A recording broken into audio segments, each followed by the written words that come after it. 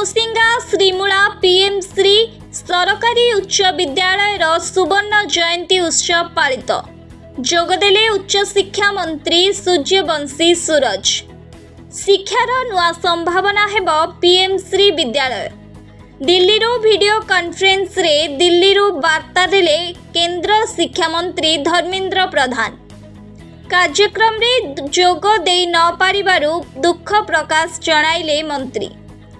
ढेंकानाल जिला कामाख्यानगर उपखंडर पर्जंग निर्वाचन मंडली मध्य थिबा तुमुसिंगा श्रीमूला पंचसखा सरकारी पीएम श्री उच्च विद्यालय सुवर्ण जयंती उत्सव महासमारोह रे पालित होईछि।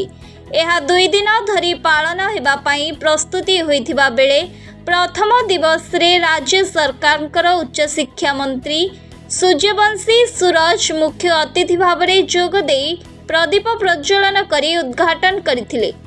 अन्यमानंक मध्य सांसद रुद्रनारायण पाणी, पर्जंग विधायक विभूति भूषण प्रधान, कामाख्यानगर विधायक शत्रुघ्न जेना दास, बेनहुर जितेंद्र नारायण दास, जिला शिक्षा अधिकारी विनीता सेनापति, सुवर्ण जयंती समारोह कमिटीर सभापति प्रमोद प्रसाद नंद, बीजेपी जिला सभापति रास बिहारी बेहरा, बीडीओ प्रभु कल्याण दास प्रमुख सम्मानित अतिथि भाव में जोग देथिले।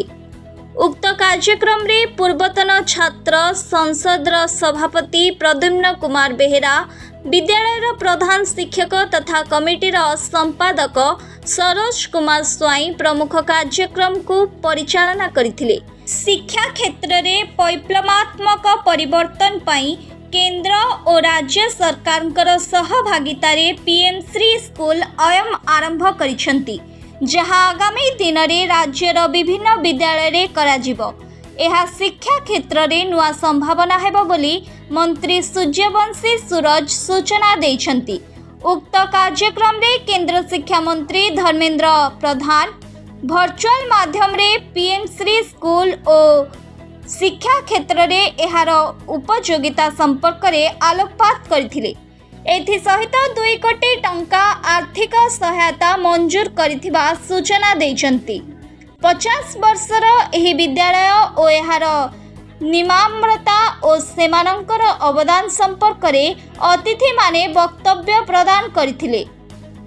एही अवसर रे विद्यालय पक्षरु एक स्मरणिका मंत्री द्वारा उन्मोचन होइथिला। एथिरे छात्र छात्री, अवसर शिक्षक शिक्षयित्री, अभिभावक और ग्रामवासी उपस्थित थिले। ढेंकानाल स्वतंत्र प्रतिनिधि अक्षय कुमार नंदन का रिपोर्ट, ढेंकानाल न्यूज ओडिशा।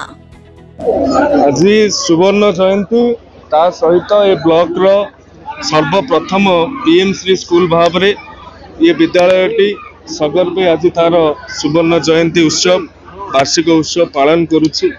ये विद्यालय प्रति जो भाव में अनेक शुभेच्छु, अनेक अंचलवासी पुरातन छात्रों ठारू आरंभ करिकी पुरातन शिक्षक शिक्षयित्री एवेकार शिक्षक शिक्षयित्री कर्मचारी मानकर सहयोग रही। निश्चित भाव में ये एक उत्कर्ष केंद्र, शैक्षिक उत्कर्ष केंद्र रे परिणत हेबो एवं राज्य सरकार केंद्र सरकार उभय जो भाव में तृणमूल स्तर में शिक्षार उन्मेष पाई सब प्रकार साहाय्य सहयोग करुछंती एवं आत्मीयता और आंतरिकतार सहित करुछंती।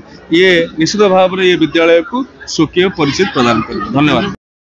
मुझे पंचसखा सरकारी पीएम श्री पंचसखा सरकारी उच्च विद्यालय प्रधान शिक्षक मु 2 मास तले आमर स्कूल कार्यभार ग्रहण करछि। 2 मास मध्य कार्यभार ग्रहण करिवार मध्य आमर अल्प दिन तले आमर पीएम स्कूल अर्थात मार्च 17 तारिख में आमर स्कूल पीएम श्री स्कीम योजना अंतर्भुक्त होती। पीएम श्री योजना आमे आमर जो गाइडलाइन अच्छी से अनुसार आम सब कार्य करा से अनुसार आम पीएमसी विद्यालय प्रथम पीएमसी विद्यालय को आसुवा अनुदान गुड़िक पीएमसी योजना माध्यम अनुदान गुड़िक 3टी स्तर में कार्यकारी हम से आमर डीओ लेवल प्रथम बीडीओ लेवल और स्कूल लेवल। तो स्कूल लेवल जो कार्यक्रम अच्छी हवाक अच्छी आम 2टी मुख्यतः कार्यक्रम थिला। प्रति वर्ष यहाँ हूँ आम रेकरिंग कार्यक्रम जो वार्षिक उत्सव पालन और वार्षिक क्रीड़ा उत्सव पालन କାର୍ଯ୍ୟକ୍ରମ ରହିଛି। ତେଣୁ ଆମର ବିଦ୍ୟାଳୟ ଯେହେତୁ 50 ବର୍ଷ ପୂର୍ତ୍ତି ଲାଭ କଲା, ଆମେ ଚିନ୍ତା କଲୁ ଆମ ବିଦ୍ୟାଳୟ ପାଇଁ ଆମେ ସୁବର୍ଣ୍ଣ ଜୟନ୍ତୀ ଉତ୍ସବ ପାଳନ କରିବୁ। ସେଥିପାଇଁ ଆମେ ଆମ ଗ୍ରାମର ପୁରାତନ ଛାତ୍ର ସଂସଦ ଆମର ପ୍ରମୋଦାନନ୍ଦ ଆମର ଯେଉଁ ଅଛନ୍ତି ସଭାପତି, ସେମାନଙ୍କୁ ନେଇ ଆମେ ଦୀର୍ଘ 1 ମାସ ଧରି ଏଇ ଯେଉଁ ପ୍ରୋଗ୍ରାମ କାର୍ଯ୍ୟକ୍ରମ ପାଳନ କରିବାର ପ୍ରସ୍ତୁତି ଯେହେତୁ କରିଅଛୁ ଏବଂ ସେଥିପାଇଁ ସେମାନେ ଯେଉଁ ସହଯୋଗ କରିଛନ୍ତି ସେଥିପାଇଁ ମୁଁ ଚିରକୃତଜ୍ଞ ତାଙ୍କଠାରେ ରହିବି। ଏବଂ ଆମର ବିଦ୍ୟାଳୟର ଛାତ୍ରଛାତ୍ରୀ, ଶିକ୍ଷକ ଶିକ୍ଷୟିତ୍ରୀ, ଆମର ପୂର୍ବତନ ସରପଞ୍ଚ ମିନକେତନ ବାବୁ, ପ୍ରମୋଦ ନନ୍ଦ ବାବୁ ଏହିସବୁ କାର୍ଯ୍ୟକ୍ରମରେ ମୋତେ ବହୁତ ସାହାଯ୍ୟ କରିଥିବାରୁ ମୁଁ ତାଙ୍କଠାରେ ଚିରଋଣୀ।